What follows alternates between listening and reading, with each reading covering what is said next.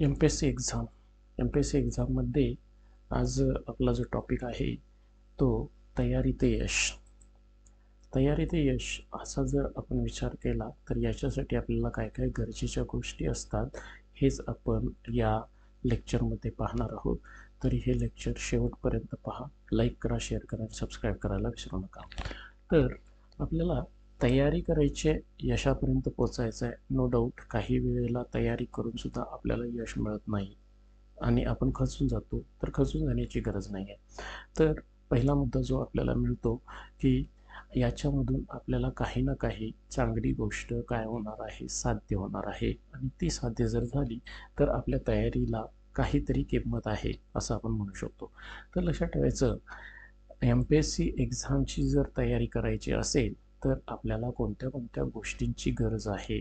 तर पहिली गोष्ट आपल्याला जी गरजेची आहे ती म्हणजेच काय, तर सातत्य. आता तुम्ही म्हणाल की सुरुवातच करायला लागलीत की सातत्य, पुस्तकं नाहीत, काही नाही, सातत्यावरतीच का? तर याला पण कारण आहे की तुमच्याकडे जर सतत एखादी गोष्ट करण्याची जर काय नसेल, तर भावना नसेल, तर तुम्ही या परीक्षेमध्ये टिकू शकत नाही. तुम्हाला माहीत असेल की ब्रुसली एक गोष्ट म्हणायचा की जर एखाद्या व्यक्तीनं एखादा पंच जर 10,000 लाख वेळा जर ट्राय केलेला असेल तर त्या पंचची मला भीती आहे. जो हजारो पंच काय करतोय माहीत आहेत, परंतु त्याचं जर त्यानं तेवढं प्रॅक्टिस केलेलं नसेल तर मला त्याची भीती वाटत नाही. परंतु एक पंच हा जर 10,000 1,00,000 वेळा जर एखाद्या व्यक्तीनं केलेला असेल तर त्या पंचची मात्र मला भीती वाटेल. कारणच आहे की एखादी गोष्ट तुम्ही जर सातत्यानं करत असाल तर ती सातत्याने केलेली गोष्ट तुम्हाला 100% त्याच्यामध्ये खूप वरच्या लेवलपर्यंत घेऊन जाते. तुम्ही लाखो लोकांच्यातून बाहेर पडून एक स्टेप वरती पोचलेला असता आणि त्यामुळं पहिला मुद्दा असतो तो म्हणजेच काय, सातत्य. तर सातत्य याच्यामध्ये आपल्याला एम पी एस सीची जर परीक्षा काय करायची असेल, कव्हर करायची असेल, तर मी म्हणेल की 4 तास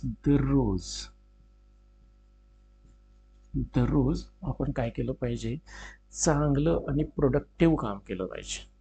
चांगलं आणि प्रोडक्टिव्ह काम केलं पाहिजे इन द सेन्स मी काय सांगायला लागलोय, 4 तास दररोज आपला स्टडी असला पाहिजे आणि तो प्रोडक्टिव्ह असला पाहिजे. याच्यामध्ये हे आपल्याला महत्त्वाचं बघायला मिळतं.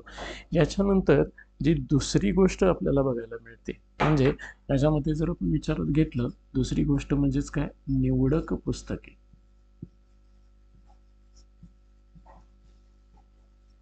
निवडक पुस्तके. बऱ्याच वेळा असं होतं की आपला मित्र एखादं पुस्तक वाचत असतो आणि ते पुस्तक बघितल्यानंतर आपल्याला पण वाटतं अरे हे पुस्तक आपल्याकडे पाहिजे, आणि मग आपण आपल्याकडे असणारं पुस्तक सोडतो आणि त्या पुस्तकाच्या नादाला लागतो, परत ते पुस्तक वाचतो. तोपर्यंत तिसरा मित्र किंवा मैत्रीण असते, ती कुठलं तरी वेगळंच पुस्तक वाचत असते आणि ते बघितल्यानंतर आपल्याला अरे नाही, आपल्याला हे पुस्तक वाचलं पाहिजे. म्हणजे असं ज्यावेळी तुम्ही करत जाता त्यावेळी प्रॉब्लेममध्ये येता की तुमची पुस्तकांची संख्या वाढत जाते, परंतु तुमच्याकडं आलेली इन्फॉर्मेशनची संख्या मात्र काय होत जाते, घटत जाते. याच्यापेक्षा परत एकदा सातत्याचाच नियम कुणाला लागू करायचा, निवडक पुस्तकांना. निवडक पुस्तकं, एक पुस्तक 4 वेळा, 5 वेळा, 6 वेळा, जितक्या वेळा आपल्याला करता येईल, आपली जशी कॅपॅबिलिटी आहे, कशा कॅपॅसिटी आहे त्यानुसार ते काय करायचं आहे, पूर्ण करण्याचा प्रयत्न करायचा आहे. कोणती निवडक पुस्तकं असली पाहिजेत हे नंतरचा भाग आहे, परंतु आपल्याकडे निवडक पुस्तकं असली पाहिजेत. कोणत्याही सब्जेक्टमध्ये आपल्याला PhD करायची नाही आहे. तर लक्षात ठेवायचं, PhD करायला गेला की तुम्ही एखाद्या त्या गर्तेमध्ये जात असता, त्याच्यामध्ये डीपमध्ये जात असता. त्या विषयाच्या डीपमध्ये आपल्याला जाण्याची आत्ता तरी गरज नाही.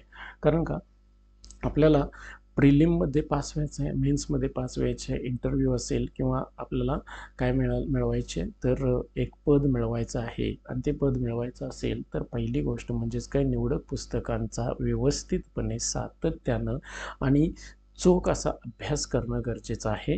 आता ह्या निवडक पुस्तकामध्ये सुद्धा वाचन कसं करायचं किंवा काय करायचं, याच्यासाठी आपल्याला पुढची गोष्ट लागते आणि ती तिसरी गोष्ट म्हणजेच काय, PYQ, प्रिव्हियस इयर क्वेश्चन. बघा, आपल्याला पुढची गोष्ट जी लागते ती कोणती आहे, PYQ लागते, previous year question. Previous year question जे असतात ते आपल्याला 100% मी सांगतो की 10 ते 15% फायदा करून देतात परीक्षेमध्ये सुद्धा.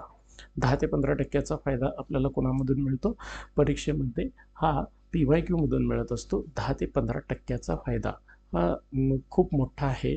तुम्हाला वाटत असेल की 10% 15% काहीच नाही आहे, तसं नाही आहे. तर लक्षात ठेवायचं 10 ते 15%चा फायदा हा खूप महत्त्वाचा असतो आणि तो PYQ मधून मिळतो, प्रिव्हियस इयर क्वेश्चनमधून. आणि प्रिव्हियस इयर क्वेश्चन पेपरच आपल्याला कोणत्या पुस्तकांचा आणि काय अभ्यास करावा याचा क्लिअरन्स देऊन टाकतात. मी निवडक पुस्तके कोणती पाहिजेत, कशा पद्धतीने पाहिजेत याच्यासाठी एखादा व्हिडिओ बनवेन.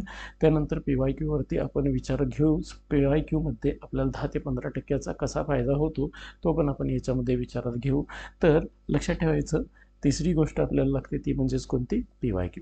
आता PYQ नंतर आपल्याला याच्या पुढची जी गोष्ट आहे ती म्हणजेच काय आहे, तर बघा, सातत्यानं तुम्ही 4 तास अभ्यास करायचा आहे, निवडक पुस्तकांचा विचार करायचा आहे, PYQचा विचार करायचा आहे.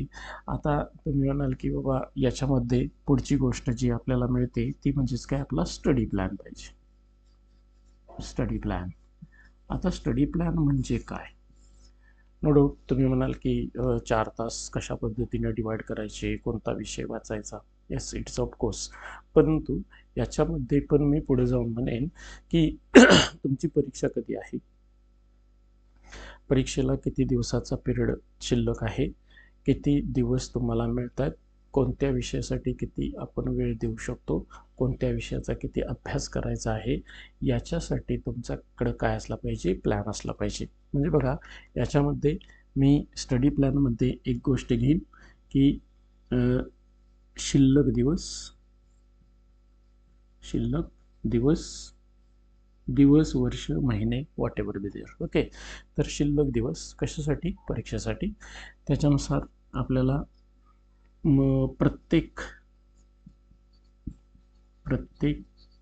विषयासाठी वेळ किती देऊ शकतो, किती लागतो, या गोष्टींचा आपण विचार करणार.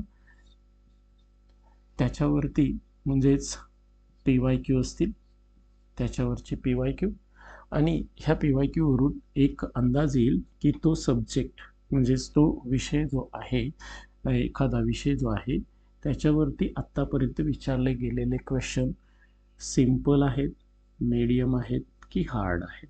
बघा, सिंपल, मीडियम आणि हार्ड. म्हणजेच इझी क्वेश्चन आपल्याला मिळत आहेत, मॉडरेट क्वेश्चन मिळत आहेत का हार्ड क्वेश्चन मिळत आहेत, याचा एक आपल्याला अंदाज येईल त्या विषयाबद्दलचा.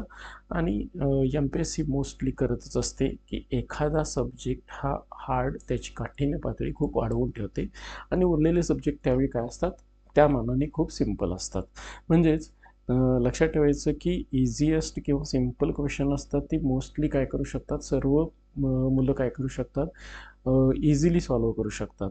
मग त्यांच्यामधून जे काही लोक आहेत की जे थोडासा अभ्यास करतात ते मॉडरेट क्वेश्चन सॉल्व्ह करतात आणि हार्ड क्वेश्चन किंवा out of the box question आपल्याला विचारले जातात जो कुणालाच सॉल्व्ह होत नाही. इवन दो आम्ही जरी त्या परीक्षेला बसलो तरी तो सॉल्व्ह करू शकणार नाही, असे क्वेश्चन आपल्याला काय बघायला मिळतात, तर क्वेश्चन पेपरमध्ये पाहायला मिळतात. तर असे आउट ऑफ द बॉक्स क्वेश्चनसुद्धा तिथं आपल्याला फ्रेम केलेले असतात. मग याच्यामध्ये सिम्पल इझिएस्ट क्वेश्चन हे सगळेजण सोडवतात. मग सिम्पल इझिएस्ट क्वेश्चन सोडवणारे कोण आहेत, तर आपण असा विचार करू की 1,00,000 विद्यार्थ्यांमधले 50,000 विद्यार्थी हे काय करतात, सिम्पल अँड इझिएस्ट क्वेश्चन सगळेच. मग आता त्या 1,00,000मधले 50,000 विद्यार्थी काय करत असतील, सिम्पल क्वेश्चन परफॉर्म करत असतील. त्याच्यामध्ये मग असे काही लोक येतात, एक मी म्हणतो की 20,000 लोक जी काय करू शकतात, किंवा आपण 30,000 लोक जी मीडियम किंवा मॉडरेट क्वेश्चन काय करतात, इझिली सॉल्व्ह करतात. आणि त्याच्यामधले एक 15,000 लोक असतात की जी काय करतात, किंवा एक आपण 10,000 लोक म्हणू शकतो 30,000 मधली, की जी हार्ड क्वेश्चनसुद्धा काय करतात, सॉल्व्ह करतात आणि तीच मेरिटमध्ये पुढे असतात. मग याच्यामध्ये आपल्याला स्टडी प्लॅन क्लिअर पाहिजे की बाबा कुठला विषय कसा अभ्यासावा आणि कसा त्याच्यामध्ये आपल्याला एक चांगल्या पद्धतीचा म्हणजे वाव आहे की आपल्याला इथं मार्क पडू शकतात. त्याच्यानंतर अजून आपल्याला जर एक शेवटची गोष्ट याच्यामध्ये आपल्याला विचारात घ्यावी लागेल ती म्हणजेच काय, जुने कट ऑफ. जुने कट ऑफ. जुने कट ऑफ. आता जुने कट ऑफ म्हणजेच काय, तर जुन्या परीक्षा ज्या झाल्या किंवा पाठीमागच्या परीक्षा ज्या झाल्या त्याच्यामध्ये सरासरी कट ऑफ किती आहे, तर तो सरासरी कट ऑफ मी धरेन की 55 ते 65 या दरम्यानचा. मी क्वेश्चन वाईज म्हणतोय. राज्यसेवेसाठी जर तुम्ही 55 ते 65 असा विचार घेतला तर याचं डबल करावं लागेल. 55 दुनी 110 आणि 65 दुनी 130 म्हणजे 110 ते 130 या दरम्यानचा आपण काय करू शकतो, कट ऑफ मानू शकतो राज्यसेवेसाठी. इतर म्हणजेच गट ब असेल, गट क संयुक्त असेल तर त्याच्यासाठी तुम्हाला जो कट ऑफ मिळतो तो 55 ते 65च्या दरम्यानचा बघायला मिळतो. इन द सेन्स काय आहे की तुम्हाला 100 मधले 60 ते 65 क्वेश्चन परफेक्ट सोडवायचे आहेत. बघा, 60 ते 65 क्वेश्चन तुम्हाला परफेक्ट सोडवायचे आहेत आणि हे जर तुम्हाला तुमच्या डोळ्यासमोर क्लिअर असेल तर तुमची तयारी पण तशी असेल आणि तुम्हाला यशापासून कोणीही रोखू शकणार नाही आहे. तर बघा, ही तुम्हाला माहिती समजली असेल, काय नेमकं आहे, काय नेमकेपणा आहे हा आपल्याला याच्यामधून काय होतो, क्लिअर होतो. मग याच्यावरती आपल्याला हे 55 ते 60 पर्यंत जर आपल्याला पोचायचं आहे किंवा 55 ते 65 पर्यंत पोचायचं आहे, एवढे क्वेश्चन आपल्याला बरोबर यायचे असतील तर आपल्याला एक स्ट्रॅटेजी लागते आणि तिलाच मी 4 पिलर स्ट्रॅटेजी प्लस 2 सपोर्ट्स असं म्हणतो. बघा, माझी 4 पिलर स्ट्रॅटेजी काय आहे आणि 2 सपोर्ट्स काय आहेत ते आपण काय करूया, पुढल्या लेक्चरमध्ये बघूया. आपल्याला जर लेक्चर आवडलं असेल तर लाईक करा, शेअर करा आणि सबस्क्राईब करायला विसरू नका. थँक्यू.